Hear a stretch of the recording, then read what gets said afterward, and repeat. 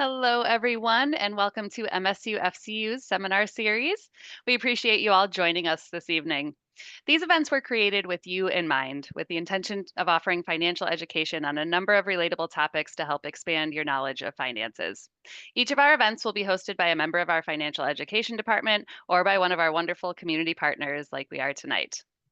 We have a number of diverse presentations planned for you this year, and you can explore and register for those by visiting us at msufcu.org/events.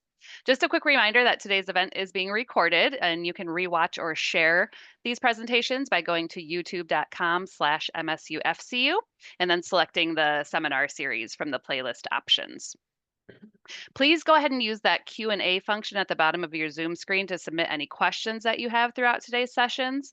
We'll be pausing intermittently to see, if any questions have come through, so Caitlin can go ahead and address those.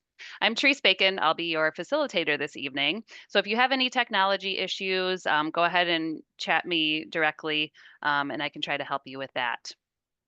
So let's get into what we're talking about tonight. Today's session is all about embracing your financial power, understanding the role money plays in your life, and building habits that support lasting stability and confidence. We're thrilled to welcome back Caitlin Falensky. She's a senior director of investments with the Banishevsky Falensky Group of Oppenheimer and Company, Inc. Caitlin is a certified financial planner who works closely with many dynamic women to simplify their financial lives and foster clarity, structure, and empowerment. Her passion lies in helping women feel confident, organized, and proactive when it comes to their money. Please join me in welcoming Caitlin as she guides us through what it truly means to be a financially fit female. I'll pass it over to you, Caitlin. All right, thanks, Therese. Thank you all for attending tonight. Tonight, we're going to look at how to be efficient and strategic and purposeful with your finances. So, as women, statistically speaking, we earn less, we live longer, and we take more time off the workforce to care for children and/or elderly parents. All of those items are detractors to our financial plan that require us to be more purposeful and efficient with how we spend and save our money. So tonight we're going to go through some tips and tricks and ideas on how to set goals, parameters, and boundaries around your finances. So yeah, just like Therese said, if you have questions as we go, please interrupt and we can stop and discuss. So let's see. Here we go. So appreciating the role that money plays in your life, understanding its purpose, and investing in yourself are all integral parts of becoming a financially fit female. So that's kind of the definition of what our goal is, what we want to work towards. So now we're going to look at financial rules of thumb to start creating those guardrails and goals on how we can achieve financial fitness. So the first one will be the 50-30-20 rule. So when you look at your net income on a monthly basis, you want to divide it in different buckets. First would be 50% of your net income should pay towards necessities.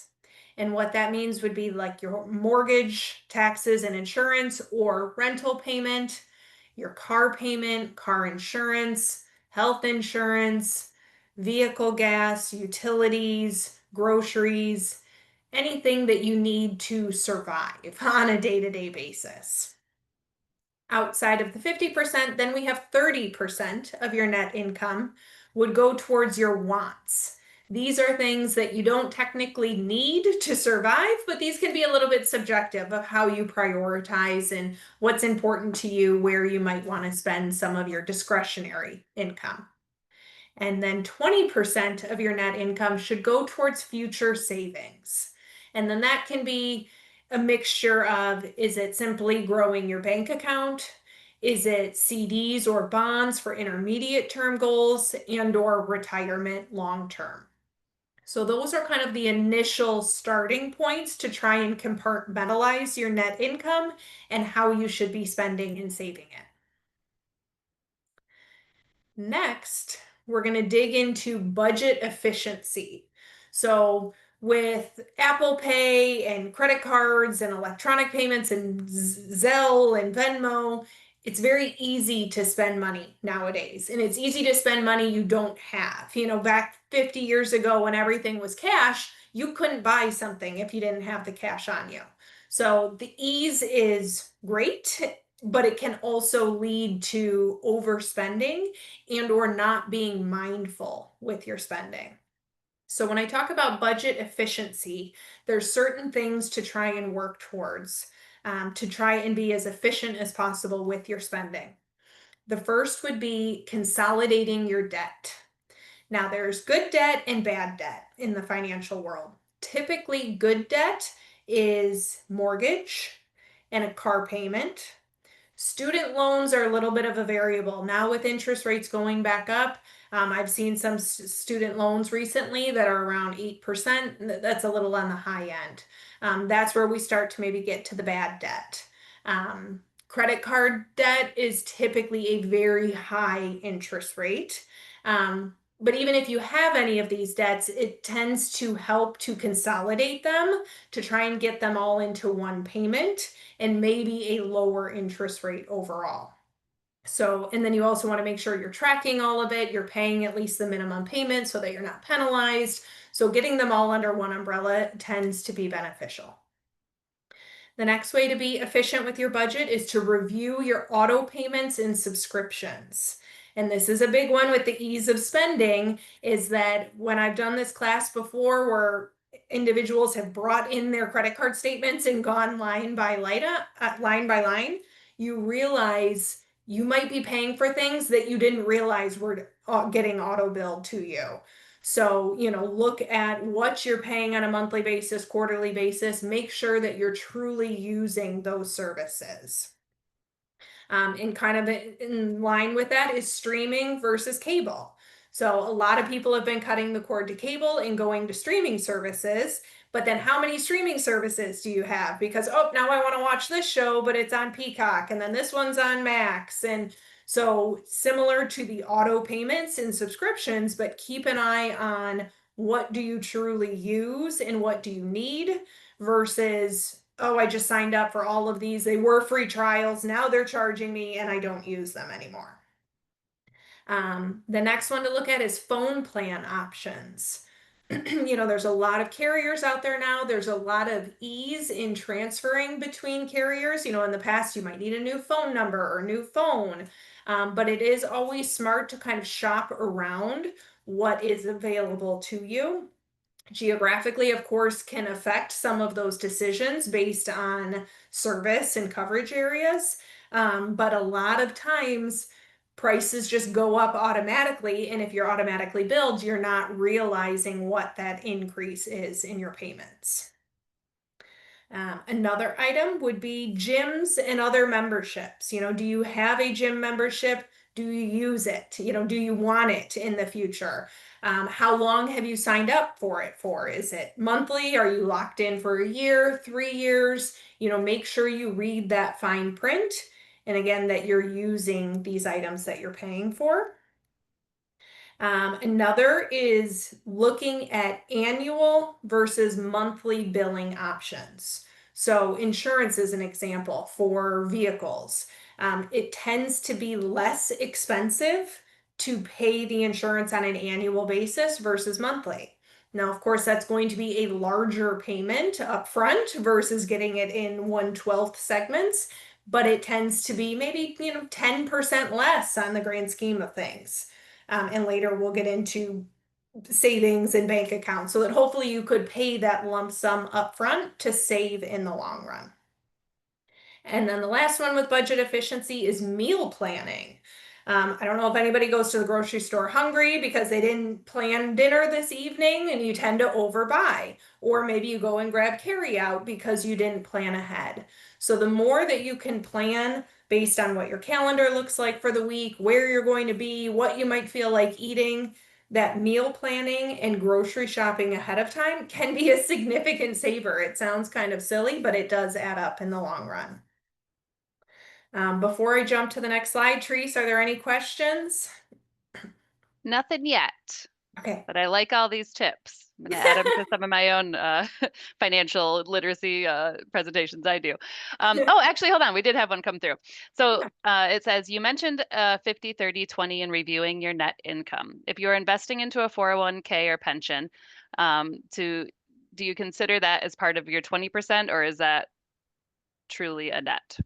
Great question. So, yes. And the reason I say net income for the 50, 30, 20, because if you use your gross income, you're going to spend 100% of your gross income and you don't receive 100% of your gross income because taxes come out. But yes, that 20% savings definitely includes your 401k contribution, and it also includes any employer match. So if you're doing 10% and your employer matches half of that, there's 15% right there, yet you're only contributing 10%. So great question. And it is included in all of your contributions, matches, stock plans, pension, any sort of contributions like that. Yeah, that's really good to know. I hadn't really considered that before either. So yeah, okay, cool. All right. Yeah, we can go ahead and keep it moving then. All right. So the next one is lifestyle changes. So these are just kind of simple daily habits or things to focus on to try and change your mindset around finances. I think it gets a negative connotation a lot, but the more we can be proactive with it and more in tune to our own needs and wants, the more fitting it can be for us and the more comfortable it can be. So the first one is just look who you surround yourself with. You tend to mirror others around you, your peers, people you work with, your family, your friends. Try to surround yourself with people that make other good financial decisions. If you're spending your time outside of work with these people, are they may ask you to do things that you want to make sure you are spending your time and your money on what you want to be doing. So by finding other role models and other peers to surround yourself with, that tends to be a healthy way to make good financial decisions. Next is to live simply and take pleasure in it. And I kind of use that as the opposite of do not keep up with the Joneses, as a common phrase is said. Um, Realize that money is not infinite. No one has it all, and there is going to be a finite amount at some point. So we should be spending it wisely on what matters most to us. It doesn't mean having everything or having a lot of many things. It's having what means most to you. Next is to establish clear goals and work towards them. And sometimes I like to do this class at the beginning of the year as kind of a vision board, new year, new set of plans and goals. But you can do it any time of year. What are your goals? What are the priorities for them? What is the time horizon for them? I like to focus on short term, intermediate, and then long term. And then trying to take little steps to achieve those. If you make one goal and it's just astronomical and 20 years down the road, you're not going to be able to feel that you can achieve that. But if you can take small steps to get towards those goals, it can be more rewarding, more fulfilling, and it feels more successful as well. The next would be mindful spending, like I mentioned briefly a bit ago. Spending can be very easy right now. It's convenient. So make sure that what you're spending your money on is truly valuable to you and not just a convenience factor, but something you really want. Next is paying attention to employee benefits and perks, like we just talked about. My recommendation always is if you can financially afford it, is to at least max out any employer matches with retirement accounts, stock plans, even if they do a matching or offer an FSA or HSA. There's so many options out there with your human resources department and payroll. And a lot of people just don't read those small details to take advantage of as much as possible. I mean, some companies offer charitable matches when you're doing donations. They sometimes have like health or fitness reimbursements. So please look at yours, probably an employee brochure or something that includes all of those benefits because that can really add up as well. And then lastly, it's invest early and often, with the caveat of it needs to be balanced with your outstanding debts as well. And again, mortgage, car payment, even some student loans, those are good debts. So you don't need to focus solely on paying off those before investing. But the younger you start to invest, the more you can take advantage of compounding interest and the more years your funds can grow. And that can really have a significant impact. And then I typically recommend that if you are investing, maybe do it on an automatic basis of every month $100 is coming out. It's just like one of your streaming bills or your phone bill. It takes the emotion out of investing and you're just constantly saving at a regular rate and it's like a normal expense to you on a monthly basis. Any questions? Nope, we can keep going. All right. Next is, I always like this quote: you work hard for your money, make sure your money is working hard for you. And so this is where you prioritize your different savings tools. So the first one that I usually start with is your emergency fund. And a good rule of thumb is to have 3 to 6 months of spending in a bank account at no risk, sitting in the bank account safe for you. And this is for several reasons. You know, it can be if you get sick and have to leave work for a bit, if you lose your job unexpectedly, or if you have a large one-off expense. You know, if you own a home and your furnace breaks or your roof needs to be replaced. These are major expenses that if you didn't have that emergency fund could add even more stress onto you. So that's usually the first starting point is if you have a ballpark, you know how much you spend on a monthly basis, multiply that by 3 and by 6, and maybe try to get somewhere in between there in a bank account at no risk.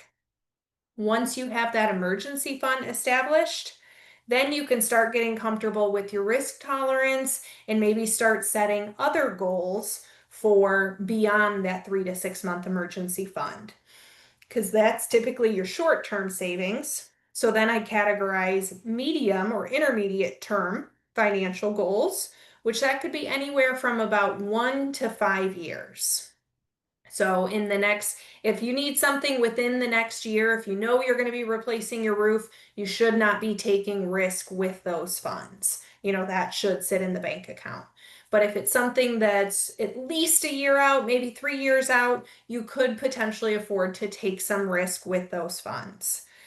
Those intermediate term goals, that risk tolerance, I would recommend, you know, maybe it's a CD, maybe it's a bond fund, things that you're not taking huge risks with. And with that, it's usually stock markets, stock funds. Those tend to be riskier investments, which absolutely can have a role in your financial plan, but it should not be for short-term money or short-term expenses. Outside of intermediate term, maybe it's 5+ years. Now we can consider that long-term financial goals. So maybe it's purchasing a home in the next 5 to 10 years. Maybe it's retirement in 10 to 15 years. These are all longer term that we can now focus on growth, diversification, different styles of investments to try to grow your funds in the long run. We usually say a market cycle for the stock market and your investments tends to be a 7 to 10 year window. So that's where we gauge your risk tolerance versus what your timing is. If you know this is, you know, you have funds to save for retirement and you're 30 years old, you can absolutely afford to take risk with that, but it should be calculated risk and proper diversification. I'm not saying, you know, buy a penny stock and hope that it, you know, goes crazy by the time you retire, but a healthy, diversified portfolio based on your time horizon and also your own comfort level. We always tell people that we want you to sleep at night. You know, you need to make sure that you know what you own, what time horizon you're thinking to use the funds, and then how it's invested and how it's doing for you. Any questions? Yeah. So when it comes to a 401k, how do you know if you should be selecting like your own investments or versus just like going with the default plan, that kind of is set up Yeah. on the 401k? Yeah. Great question. So with 401ks, they do tend to offer what's called those target date funds, if you've Yeah. ever seen those. And they're on a glide path is the term for that. So let's say you choose target date 2040. That means that you're likely going to be about 65 years old in the year 2040. So if it's 2025 right now, you're 15 years away from that. That fund is going to be fairly aggressive for you right now, which means it would own majority in stocks. But as it gets closer to 2040, that glide path is going to start moving more conservative automatically for you into more bonds and cash. That is a good autopilot investment for you to just kind of set it there. It's around your age bracket and retirement goals. But we have found that those funds tend to they tend to get too conservative as you get closer to the target age, and especially with people living longer nowadays. One of the biggest risks in retirement is outliving your money. So if you retire at 65 and your funds are too conservative, that's not healthy for you either. So it's a good default autopilot option if that's what you want to do. But if you're working with an advisor, they typically can kind of guide you as well with your 401k, to maybe make more strategic allocation investments. And really, it depends on what the 401k plan offers. Every company has a different platform, different list of funds. So it depends on how many funds you have available to choose from. Okay. Thank you. Mhm. All right. So towards the end here, so I always ask people, what matters most to you? And this is a section that should be your 30% of spending in the 50-30-20, but it also has to do with your long-term savings and what you're going to be spending your money on later in life as well. And whenever someone comes to me of, oh, should I buy this vehicle? Should I buy this home? Should we travel? It really comes down to, it's incredibly subjective of what matters most to you. And if sometimes we'll do a core values exercise, which is a nice way, a nice reminder to kind of bring you back to your foundation of how you want to be spending your time, where you want to be, what do you want your legacy to be, how do you want to be remembered, and just where do you want to be spending your money? So that is a really important question to ask yourself whenever you're making financial decisions is, are you keeping up with the Joneses? Is it the ease of buying online and you just purchase something and now you realize you might not want it? But it's really just bringing it back to yourself of what matters most to you and should you be spending your money on it? I recently read something also that said if an expense, something to purchase, is more than 1% of your income, wait 24 hours before you make the decision. And I thought that was a really interesting way to put it because, there's certain things that are small expenses you don't need to drive yourself crazy over, but kind of giving yourself that rule of if it's more than 1%, maybe think about it, sleep on it, see if you still want it tomorrow and think about it a little bit longer. And then lastly, I just wanted to leave you with a quote that I always like to use. It's not about living the perfect life. It's about simplifying real life to make time for what matters most. And I think it's a good reminder. Everyone is different. Everyone has different priorities and ways they want to live and spend their time and spend their money. And it's so important to always come back to how you want to spend your days and your hard-earned money. Yeah, I love that that thought about if it's more than 1% of your income, sleep on it. Yeah. I think Yeah. I had heard that sometime in the past year or so too, and I was like, okay, Mhm. I'm applying this to my life for sure. And yes, it is helpful because yeah, a lot of emotion goes into the to buying something, and like in the moment, you may do something that isn't going to be the best thing for your future. So Exactly, and I it's love just so that. easy Yes, nowadays. I know. That's the thing. That, like you said, the ease of purchasing things is Yeah. what, gets a lot of people into trouble these days of all Mhm. ages. But yeah, we can do everything from our phones, and that's not always a Mhm. good thing. Um Also, so do you have any tips for women that are more hesitant to invest because they might not feel very confident or know enough about it? Like, yes, probably it's always best to work with a financial advisor of some sort, but what if you are trying to kind of do it on your own? What tips do you have? Absolutely. So a few things to do. One is incremental investing. Don't take a large sum of cash that's just been sitting in your bank account for X amount of months or years and throw it all into the stock market. Do it incrementally because they say that the best time to invest in the market is whenever you have the cash available. That you cannot time the market. No one knows when it's the right time to invest, when it's going to go up, what's going to go up, what's going to go down. You really have to strip the emotion out of it. And so I think, especially if you're just starting to get into it, do it incrementally, do it slowly, and then diversification is really key. Because if you buy one individual stock, you are solely concentrated in that one company, and anything could come out.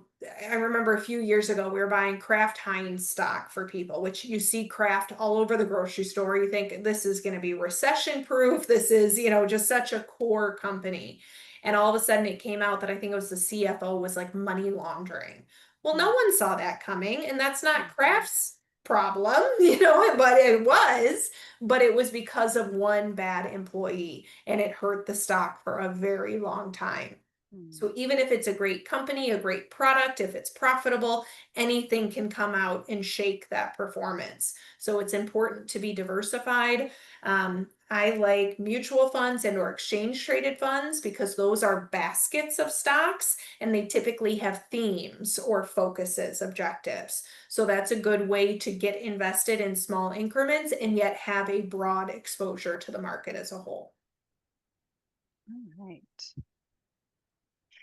And I've heard there's kind of a viral thing going around about eco-friendly investing. So I Mhm. know that is important to a lot of people these days. Mhm. Do you have any like thoughts or, tips around that? Yes, so there's a lot of originally it was known as ESG, which is environmental, social, and governance funds. The focus was on, clean energy, electrification, climate change. Those are definitely good themes to be focused on. There's also now a big push for investing in water because that is kind of a finite commodity as well. Mhm. So those are anything that is, would likely have popularity in the future could be good avenues, but it also can get really tricky when you start with new trends, even like when cryptocurrency first came out, or um, even now, like a new one is, space, everything with that, or with automatic, there's like aviation and electrification. I mean, these are all great ideas that may be very prevalent in the future, but the companies that are doing them right now may not be the long-term solution. So that can be the risk when you go towards a theme, especially if it's a new trend. So usually for specific themes like that, we say, maybe a 3 to 5% position. And even that's in like more of a broad fund. If it's an individual stock, I wouldn't go more than 1% typically. And everyone's portfolio, I'm not, I don't want to give recommendations, but everyone's portfolio is different, but just you can Mhm. sprinkle in those themes, but you don't want to go too heavy on any of them because they can be very volatile. Okay. And like those apps and things that are around now, like Robinhood and that type of Mhm. thing. I mean, is that a Mhm. good place to start? Like, do you see people doing that in finding success and being able to like build that the educational piece for themselves using those? It can be. I'll say I've had a few people want to go that route, thinking, oh, I'm interested in investing. I like doing it myself. I want to learn about it. And I would say more times than not, most people realize this is a full-time job for a reason Mm, because it's constantly changing. There's so much information out there. Now, there's some people that really love it and it's their hobby and they may do very well with it. But especially as you go through different market cycles, people that started investing during COVID, they saw things go straight up for a couple of years. So it was like, this is easy. I'm making a lot of money. I don't need a professional's help. But then there's going to be a downturn. There's going in 2022 was an ugly year for stocks and bonds. So then when you have those reality checks, it might shake your confidence a little bit. mm, So yes, it can be a good way to learn. There's a lot, I mean, there's so much to read out there, but it can be overwhelming too. So it really depends on if mhm. you truly enjoy it or not. Yeah, I think that is kind of a good way to get a taste of it, even just if you're, invest small amounts maybe at first to, see if it is something that, you want to do further. So that's what I did personally, actually. I was like, I Yeah. want to learn more about this, and that it was a good educational tool for me. But Mhm. I obviously didn't put everything into those apps and things like that. But Yep. yeah, so that's very helpful. Okay, so we had a couple other questions come through. Okay. So yeah, let's get your take on this. This is something we, go over in a lot of the presentations that we do as financial educators. But since you're here, we'll get your take. So when it comes to tackling debt, do you recommend focusing on the accounts with the highest balance or the accounts with the highest interest rates?